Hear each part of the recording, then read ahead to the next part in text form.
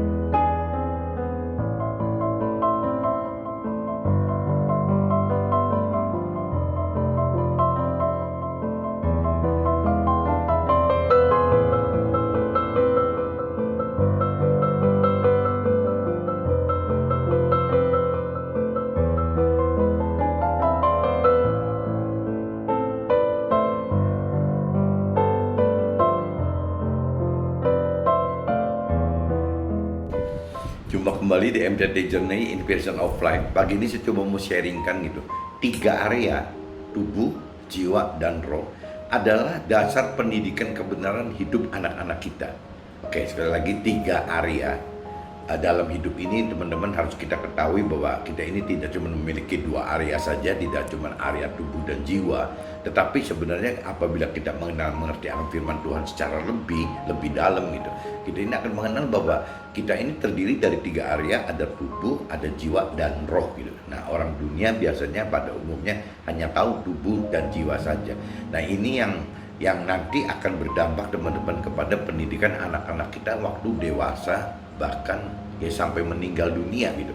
Jadi sangat diperlukan dari awal kita tanamkan bahwa harus bagaimana membangun satu pola pikir roh gitu, roh bukan cuma rohani. Kalau rohani kan sering diartikatakan seperti liturgi teman-teman, agama gitu, cara-cara agama atau teori-teori ketuhanan. Tapi ini bicara bagaimana menghidupkan roh kita, roh Tuhan yang ada di dalam roh kita gitu. Nah, ini kan otomatis kita harus tahu dulu, harus kita didik mereka, anak-anak kita itu dengan pengertian bahwa di dalam kita ini ada 3 area, tidak cuma tubuh dan jiwa saja, tetapi juga ada roh. Nah, ini sangat penting teman-teman. Apabila kita sebagai orang tua tidak mengerti akan hal ini, bagaimana kita bisa mendidik anak-anak kita itu. Nah, ini saya coba bacakan teman-teman di kitab Hagai. Cuman di sini Hagai ini kan ada di Perjanjian Lama teman-teman. Jadi ini cerita firman Tuhan bahwa Nabi Hagai ini menyarankan gitu, diperintahkan oleh Tuhan bagaimana mendidik orang-orang untuk membangun rumah Tuhan. Rumah Tuhan dalam wujud waktu itu adalah tempat ibadah Tuhan gitu. Disebutnya bait Tuhan, bait Allah gitu.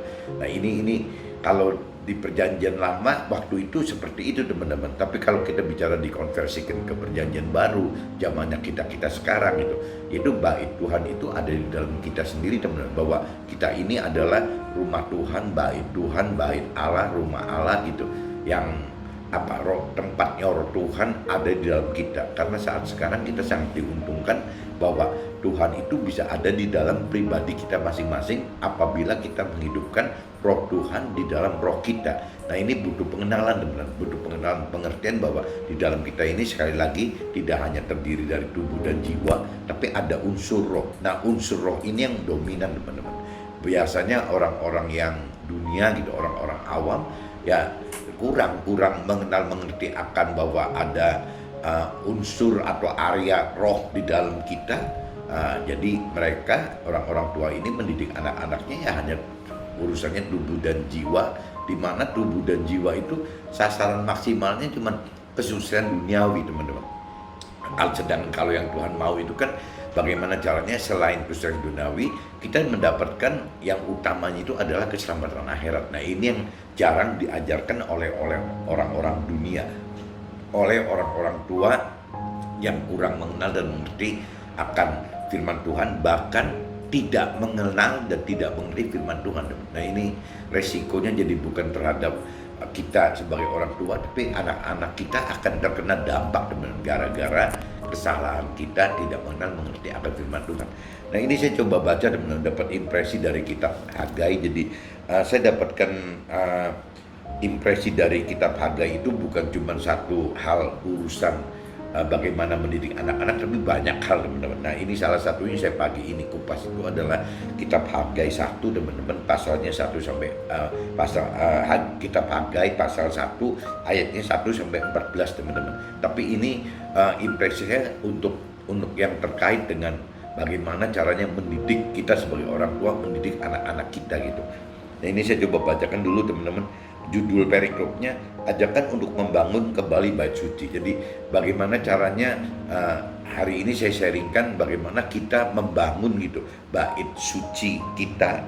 Kembali lagi, bait suci kita zaman sekarang adalah sudah ada di dalam roh kita, di dalam batin kita, di dalam jiwa dan hati kita, di dalam hati kita, jiwa dan roh kita. Nah, roh Tuhan itu ada di dalam roh kita, teman-teman. Bagaimana caranya kita bangun gitu, bangun kembali atau membangun. Kalau bagi yang belum mengerti berarti harus membangun, tapi kalau yang sudah mengerti berarti membangun kembali, ya menghidupkan bait Tuhan di dalam kita, yakni dengan cara menghidupkan roh Tuhan di dalam roh kita. Intinya gitu, teman-teman. Nah, ini saya coba baca secara cepat dan universal aja, teman-teman. Pada tahun yang kedua zaman Raja Darius, dalam bulan yang ke-6, pada hari pertama bulan itu, datanglah firman Tuhan dengan perantara Nabi Hagai kepada Zerubabel bin Shealtiel, Bupati Yehuda, dan kepada Yosua bin Yosadak, Imam Besar. Bunyinya seperti ini, teman-teman. Beginilah firman Tuhan semesta alam. Bangsa ini berkata, beginilah firman Tuhan semesta alam. Bangsa ini berkata, sekarang belum tiba waktunya untuk membangun kembali rumah Tuhan. Maka datanglah firman Tuhan dengan perantara Nabi Hagai, bunyinya, apakah sudah tiba waktunya bagi kamu untuk mendiami rumah-rumahmu yang dipapani dengan baik, sedangkan rumah ini tetap menjadi reruntuhan.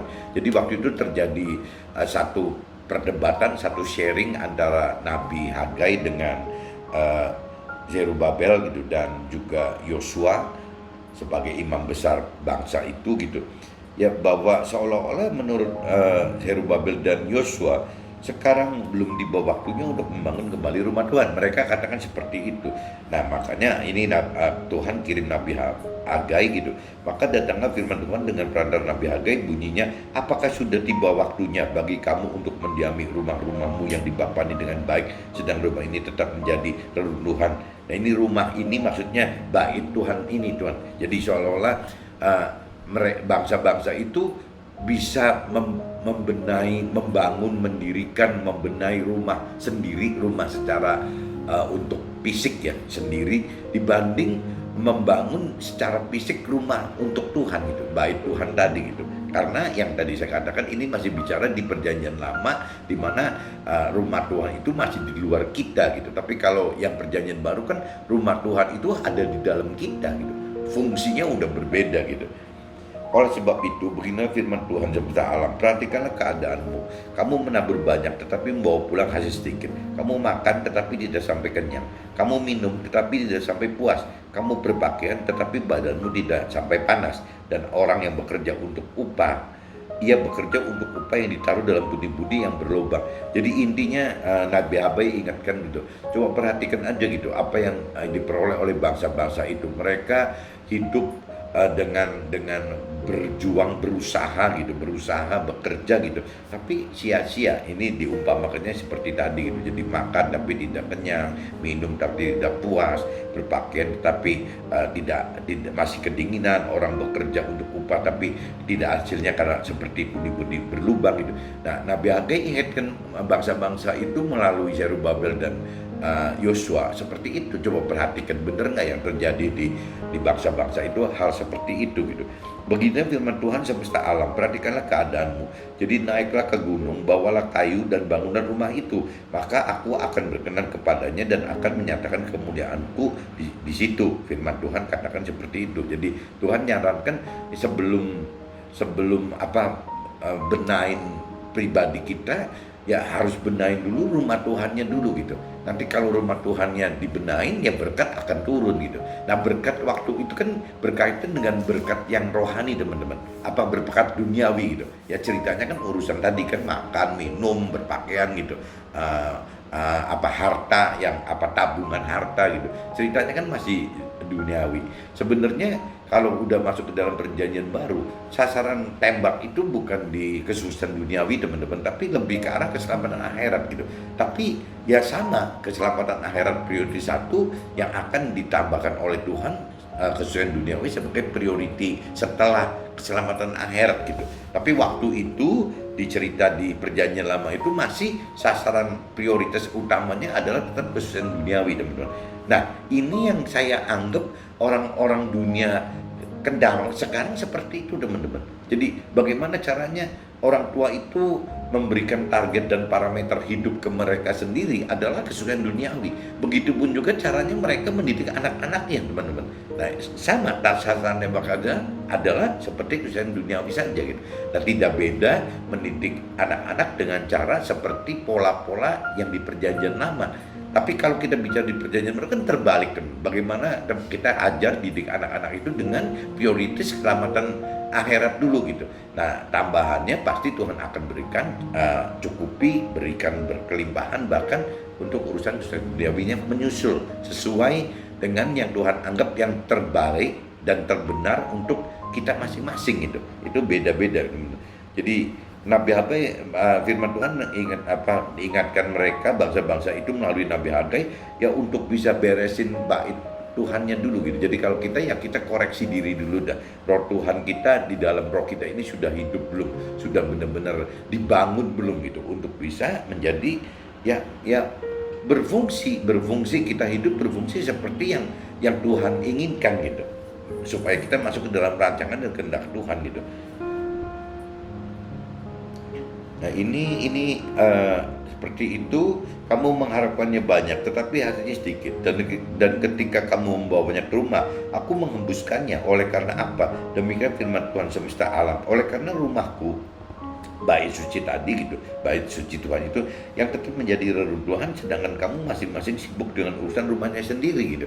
Nah ini Tuhan malah katakan di sini bahwa Tuhan yang menghembus loh teman-teman, Tuhan yang menggagalkan gitu, menggagalkan usaha-usaha kita ya, supaya apa? Supaya orang-orang sadar untuk bisa koreksi diri, berbenah gitu, untuk bisa nomor satu kan berhubungan komunikasi dengan Tuhan lebih awal gitu, sebelum kita hidup hanya dari sisi kepentingan duniawi kita saja gitu. Jadi Tuhan ingatkan ya bahwa ada bait Tuhan yang memang mesti diberesi dulu, teman-teman, sebelum kita melakukan satu aktiviti kehidupan yang tidak berdasar gitu. Jadi seenak kita aja, tidak mengandalkan Tuhan lagi gitu. Itulah sebabnya langit menahan embunnya dan bumi menahan hasilnya. Jadi bukan cuma dihembuskan aja gitu, tapi Tuhan juga ingatkan bahwa tuh berkat Tuhan dari Tuhan itu, dari langit itu bisa ditahan oleh Tuhan. Ya supaya kita sadar, supaya kita koreksi diri bahwa ada satu hal yang masih salah gitu. Dan aku memanggil kekeringan datang ke atas negeri, ke atas gunung-gunung, ke atas gandum, ke atas anggur, ke atas minyak, ke atas segala yang dihasilkan tanah, ke atas manusia dan hewan, dan ke atas segala hasil usahanya. Bahkan Tuhan bisa mendatangkan, memanggil untuk datang ya persoalan-persoalan, permasalahan-permasalahan yang terkait dengan semua yang berkaitan dengan berkat kita gitu, berkat Tuhan yang untuk kita gitu, semua akan terhalang gitu. Lalu Zerubabel bin Syaltiel dan Yosua bin Yosadak imam besar dan selebihnya dari bangsa-bangsa itu mendengarkan suara Tuhan Allah mereka gitu, dan juga perkataan Nabi Hagai sesuai dengan apa yang disuruhkan kepadanya oleh Tuhan Allah mereka. Lalu takutlah bangsa itu kepada Tuhan. Nah, waktu Nabi Hagai menyampaikan ini, memberitakan ini, ya untungnya Zerubabel dan imam besar Yosadak ini, imam besar ini gitu. Jadi si Yosua ini, imam besar ini, dan juga bangsa-bangsa yang ada waktu itu gitu ya berubah jadi berubah untuk koreksi diri gitu, untuk membangun rumah Tuhan lebih dulu gitu. Maka berkatalah Hagai utusan Tuhan itu menurut pesan Tuhan kepada bangsa itu, demikian, aku ini menyertai kamu, demikian firman Tuhan gitu. Tuhan menggerakkan semangat Zerubabel bin Shealtiel bupati Yehuda, dan semangat Yosua bin Yosadak imam besar, dan semangat selebihnya dari bangsa itu. Maka datanglah mereka lalu melakukan pekerjaan pembangunan rumah Tuhan sebesar alam mereka. Ya untungnya mereka mau, teman-teman, mau percaya, mau taat kepada Nabi Hagai, ya bahwa Tuhan menyampaikan kepada Nabi Hagai untuk seperti itu. Nah, sama juga dengan kita, teman-teman. Kita saat ini juga, kita juga harus koreksi diri. Apakah memang sudah waktunya Tuhan itu untuk kita berubah cara hidup. Nah, ini saya sudah bacakan di kitab Hagai, Hagai pasal 1 dari ayat 1 sampai 14, teman-teman. Nah, ini saya coba sekarang sharingkan di draft yang saya catat gitu, apa yang saya alami dalam hidup saya gitu. Betapa penting pendidikan orang tua kepada anak-anaknya saat anak-anak berusia balita sampai dengan remaja, di mana momentum tersebut anak masih mau dekat dan mendengarkan perintah dan peraturan atau tata cara hidup yang baik dari orang tuanya gitu. Jadi ada momen-momen teman-teman, mendidik anak itu tidak mudah, teman-teman. Nah, ini justru bagaimana caranya memanfaatkan momen waktu anak-anak kita itu masih balita atau balita menjelang ke remaja, itu masih bisa gitu. Jadi dari bawah 5 tahun ke toddler, ya berarti ke masa anak-anak yang baru belajar berjalan, sampai ke remaja itu masih bisa. Mungkin sampai umur 14 gitu, teman-teman, mungkin masih bisa dididik. Tapi begitu 14 ke 17 ke naik lagi, makin sulit, teman-teman.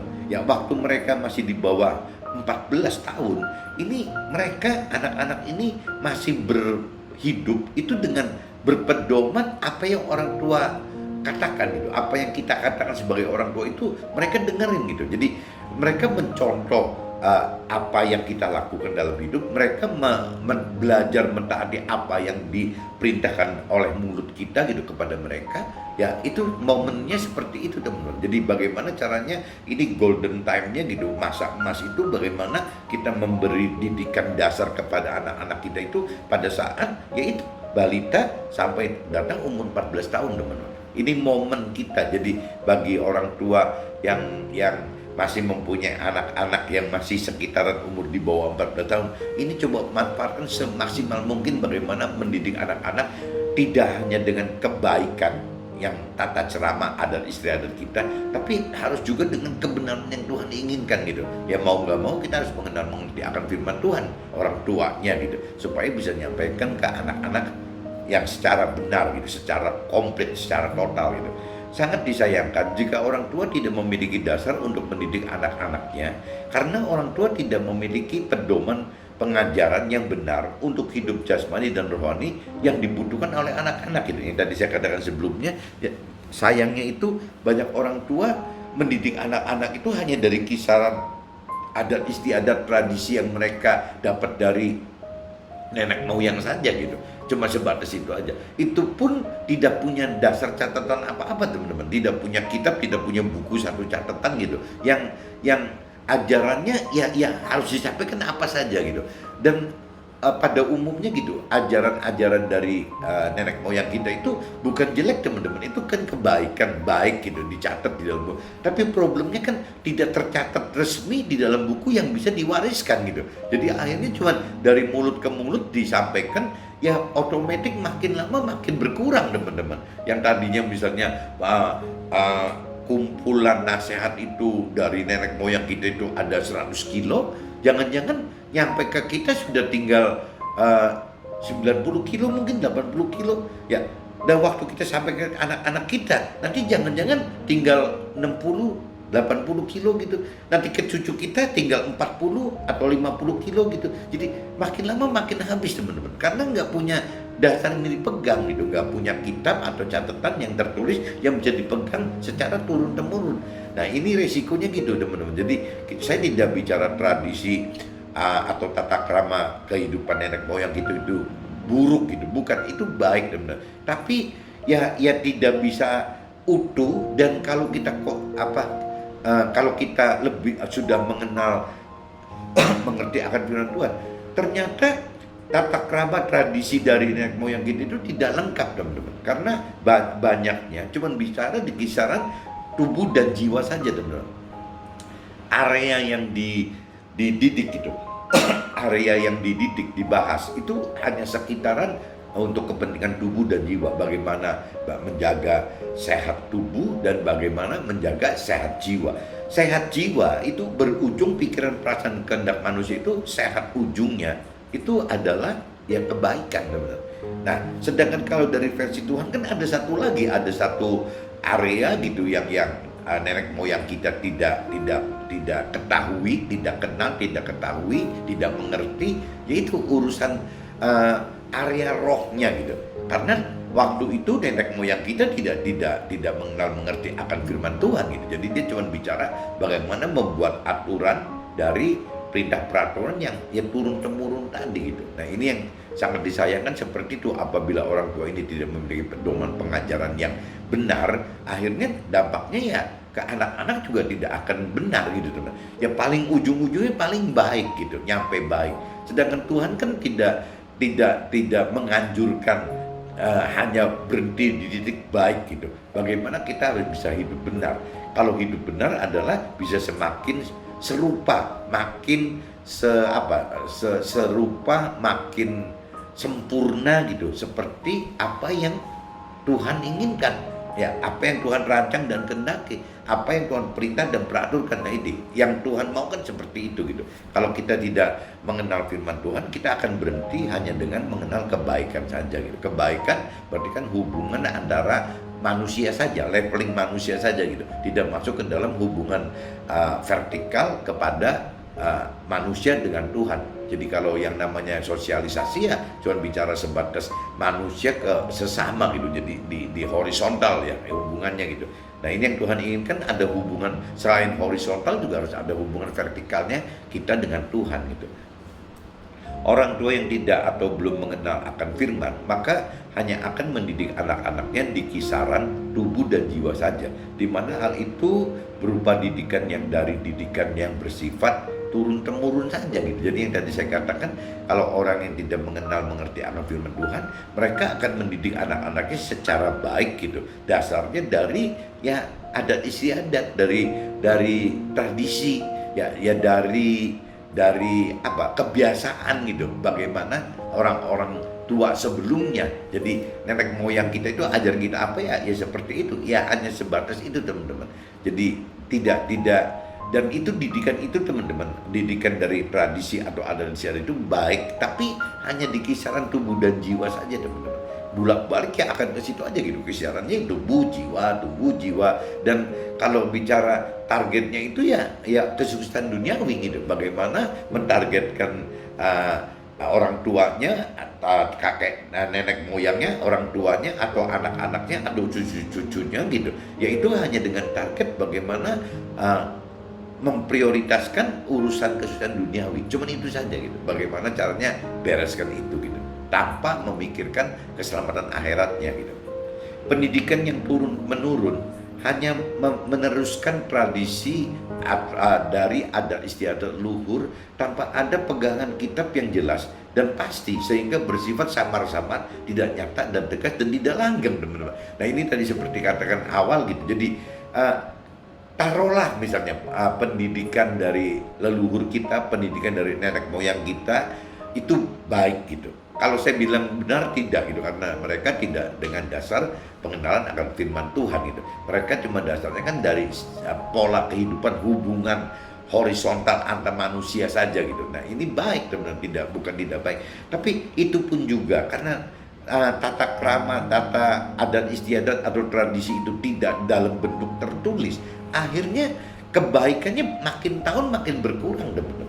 Saya percaya bahwa apa yang keluarga besar saya, keluarga nenek moyang saya, leluhur saya, didik saya, jangan-jangan apa dari mereka yang anggap baik dari leluhur saya itu, yang tadi dikatakan 100 kilo itu, jangan-jangan karena saya udah generasi ketiga, ya jangan-jangan saya sudah hanya mendapat 50-60% saja.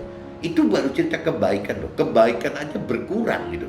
Dari mulai 100% awalnya, di tangan saya sudah tinggal 56%. Ya mungkin di tangan orang tua saya masih 70-80% gitu.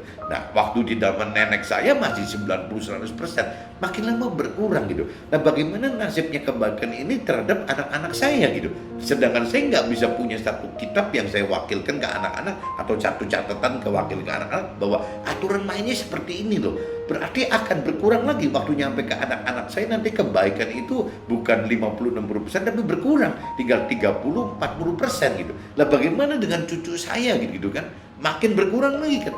Lama-lama habis teman-teman. Makin lama kebaikan itu tidak punya gitu.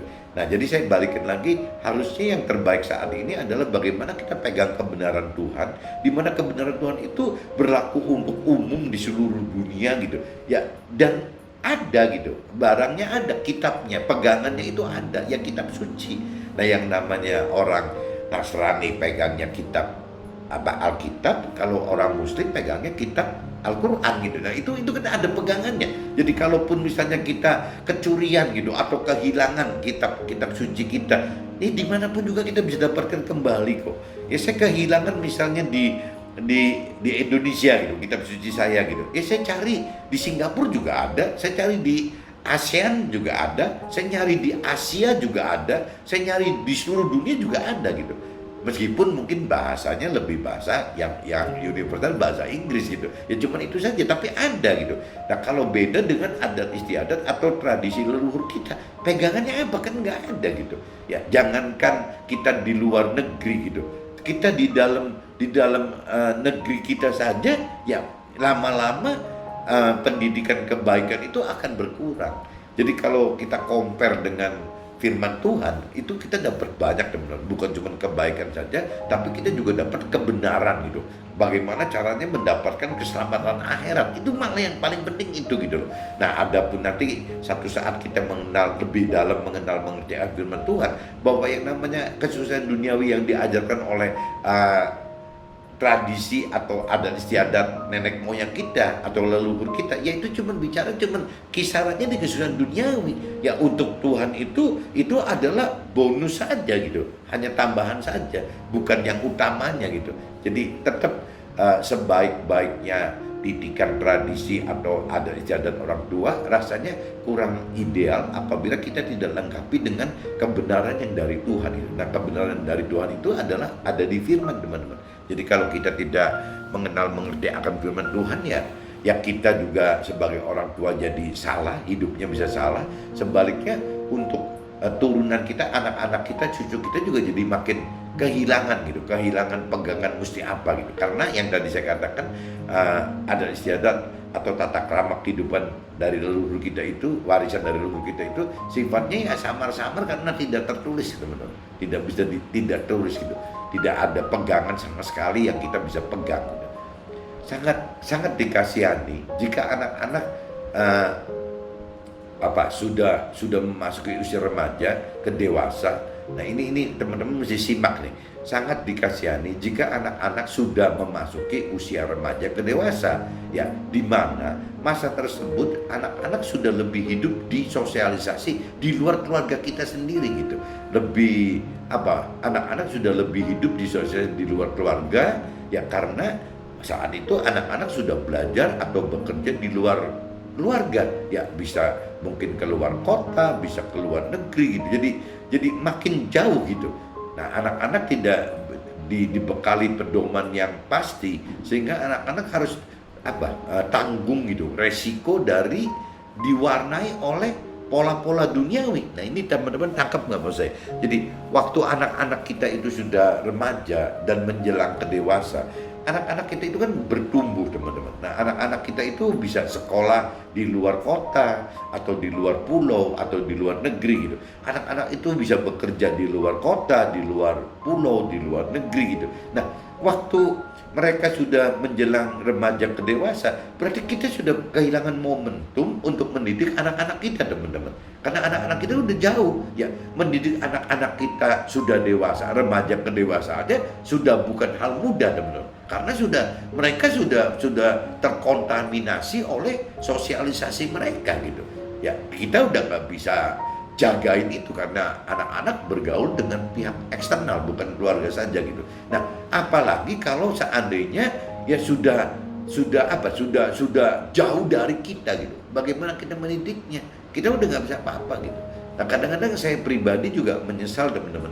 Kenapa dari nggak sejak usia balita sampai 14 itu saya kok belum mengerti akan firman Tuhan, sehingga saya tidak bisa bekali anak-anak kita dengan bekal-bekal rohani gitu. Bekalnya paling bekal duniawi, ya paling saya cuma bisa ajarkan bagaimana hal-hal yang bersifat duniawi gitu.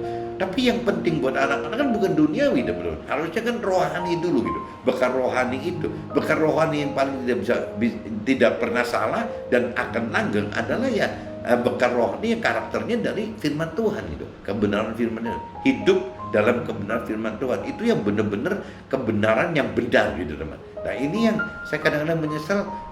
Saya mengerti akan firman Tuhan itu setelah anak-anak saya menjelang dewasa gitu. Nah, ini udah terlambat, teman. Jadi apa yang saya usahakan sekarang ya saya tembus dengan saya pribadi, teman. Bagaimana saya pribadi untuk mati-matian untuk mengerti akan firman Tuhan, benar-benar saya dalami mengerti akan firman Tuhan, dan bagaimana saya mati-mati taat akan perintah Tuhan, bagaimana saya belajar untuk menghidupkan roh Tuhan sehingga iman saya bisa lebih naik gitu. Nah, waktu iman saya lebih naik, berarti saya mengenal saya sudah lebih dalam mengerti firman, sehingga saya makin banyak yang saya berani lakukan untuk yang firman Tuhan tersebut gitu. Nah, ini untuk saya pribadi adalah bagaimana saya menebus kesalahan saya kepada anak-anak saya, bahkan ke istri saya gitu, karena saya tidak mengenal gitu. Saya mengenal terima Tuhan itu baru usia 47 tahun, jadi udah terlambat sekali. Mestinya istri saya udah lebih dahulu lebih terima Tuhan, lebih mengenal Tuhan. Ya, tapi ya kembali lagi kan pengertian akan firman Tuhan itu kan hak pilihan bebas kita masing-masing gitu. Nah, jadi saya dalam ketertinggalan saya pada usia 47 tahun, ya saya berjuang mati-matian untuk mencari itu, ya untuk saya juga jadi bisa lebih hidup dengan lebih benar, belajar untuk hidup lebih benar. Dan saya harapkan Tuhan juga memberikan satu pengampunan ke saya, bahwa ya satu-satunya saya cuma bisa lakukan ini, Tuhan, karena memang ya saya cuma mengenal terima Tuhan dan mengerti akan Tuhan itu baru saat 47 tahun gitu. Terlalu muda sekali gitu, terlalu singkat sekali untuk saya bisa dapat mendalami pengertian firman lebih dan lebih lagi. Nah, ini buat teman-teman yang masih muda gitu ya cobalah secepatnya kita kenali firman Tuhan, bukan untuk pribadi kita saja, tapi untuk anak-anak dan cucu kita gitu. Supaya mereka bisa hidup tidak terpengaruh oleh pola-pola duniawi yang sangat bahaya gitu, sangat dominan ini gitu. Nah, apalagi zaman saat ini, teman-teman, kalau kita tidak punya dasar rohani yang kuat, kita tidak punya dasar kehidupan dari firman yang bagus gitu, ya pasti kita akan terhanyut oleh pola-pola duniawi gitu. Orang tua yang benar dan tanggung jawab adalah orang tua yang kenal dan mengerti serta lakukan firman Tuhan sebagai dasar kebenaran hidup yang meliputi ya area tubuh, jiwa serta rohnya gitu. Jadi saya ingatkan lagi, kalau kita pengen menjadi orang tua yang benar, teman-teman, yaitu orang tua yang harus mau percaya Tuhan, mau mencari Tuhan, mau mengenal Tuhan melalui firman-firmannya, dan menghidupkan roh Tuhan, teman-teman, untuk bisa mampu mengerti akan maksud dari firman Tuhan, ya mampu atau berani melakukan firman Tuhan. Nah, ini dasarnya itu, teman. Kalau kita orang tua sudah seperti ini, harusnya orang tua itu akan mengenal itu, mengerti bahwa hidup itu untuk kita sendiri sebagai orang tua dan untuk anak-anak cucu kita itu, bahwa hidup ini yang baik, yang dari warisan nenek moyang kita ini tidak cukup, dari leluhur kita itu juga tidak cukup. Jadi kita mesti bisa masuk membawa kebaikan itu, ditambahkan lagi dengan kebenaran firman Tuhan gitu, sehingga kita hidup jadi benar, bukan cuma jadi baik gitu, jadi hidup jadi benar. Nah, bedanya apa, teman-teman, yang nyata, yang mudah sekali kalau bicara kebaikan dari leluhur kita, yang tadi saya katakan sebelumnya, selalu kisarannya itu kesuksesan duniawi, teman-teman. Bagaimana kita bicara sukses duniawi, target utamanya gitu. Nah, sedangkan waktu kita sudah mengenal akan kebenaran firman Tuhan, ini kembali prioritasnya berubah, teman. Bagaimana caranya target utamanya itu, parameter utamanya itu adalah ya bagaimana mencapai kehidupan yang berkeselamatan di akhirat, di dalam surga gitu. Ini target utamanya. Nah, waktu kita melakukan target utama ini berubah dari sukses duniawi menjadi keselamatan akhirat, otomatis waktu kita lakukan keselamatan akhirat, ya janji Tuhan itu akan menyertai kita, teman-teman. Ya, waktu kita melakukan keselamatan akhirat gitu di dalam surga nanti, ini otomatis yang namanya sukses duniawi ini Tuhan janjikan untuk langsung tertarik, teman-teman, terbawa masuk ke dalam keselamatan akhirat ini, pola hidup dari keselamatan akhirat. Nah, kalau dengan priority parameter keselamatan akhirat, berarti kan kita dapat dua, teman-teman. Bagaimana kita mendapatkan keselamatan akhirat, di luar kita juga mendapatkan kesuksesan duniawi gitu. Meskipun level kesuksesan duniawi itu, level keselamatan akhirat itu ya sangat kembali bergantung kepada pribadi kita masing-masing lagi, teman-teman.